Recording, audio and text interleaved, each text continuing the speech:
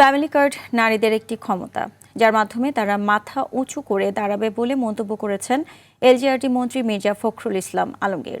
বলেন, পর্যায়ক্রমে নারী প্রধান প্রতিটি পরিবারই ফ্যামিলি কার্ডের আওতায় আসবে। দুপুরে ঠাকুরগাঁওয়ে ফ্যামিলি কার্ড বিতরণের উদ্বোধন অনুষ্ঠানে এসব কথা বলেন তিনি। এদিকে চট্টগ্রামে অর্থমন্ত্রী আমির খসরু মাহমুদ চৌধুরী বলেছেন, ফ্যামিলি কার্ড প্রকল্প দারিদ্র্য বিমোচন ও নারীর ক্ষমতায়নে মাইল ফলক হয়ে থাকবে। প্রতিনিধিদের পাঠানো তথ্যচিত্র আরও জানাচ্ছেন সুলাইমান কবির।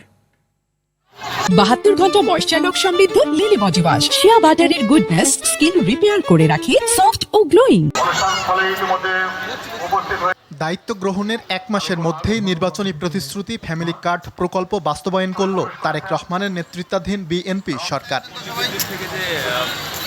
সকালে রাজধানীর কড়াইল বস্তিতে প্রকল্পের উদ্বোধন করেন প্রধানমন্ত্রী তারেক রহমান। একই সাথে প্রথম দিনে দেশের 13টি জেলার 15টি ওয়ার্ডের প্রায় 37,567 জন ফ্যামিলি কার্ডের আওতায় এসেছেন।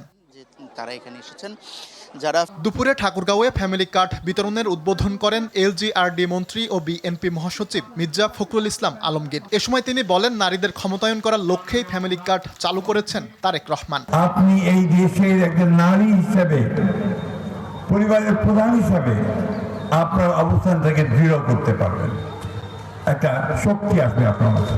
চট্টগ্রামে ফ্যামিলি কার্ড বিতরণ অনুষ্ঠানে অংশ নেন অর্থ ও পরিকল্পনা মন্ত্রী আমির খসরু মাহমুদ চৌধুরী। বলেন, তারেক রহমান ঘোষিত কল্যাণকর রাষ্ট্র গঠনের লক্ষ্যে ফ্যামিলি কার্ড প্রথম পদক্ষেপ হিসেবে থাকবে।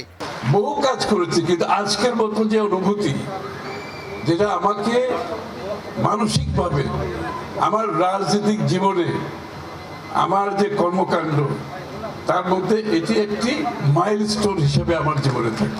এদিকে ভৈরবে উদ্বোধনী অনুষ্ঠানে অংশ নেন বস্ত্র ও পাট প্রতিমন্ত্রী মোহাম্মদ শরীফুল আলম। বলেন, স্বজনপ্রীতি নয়, দল মত ধর্ম বর্ণ নির্বিশেষে সবাইকে দেয়া হবে ফ্যামিলি কার্ড। জাতি ধর্ম বর্ণ নির্বিশেষে সকল পরিবার এই কার্ডের ভুক্তভোগী হবেন, এই কার্ডটি পাবেন। এছাড়াও খুলনা, ভোলা সহ পাইলটিং কর্মসূচিতে প্রথম পর্যায়ের অন্যান্য জেলাতেও ফ্যামিলি কার্ড বিতরণ করা হয়।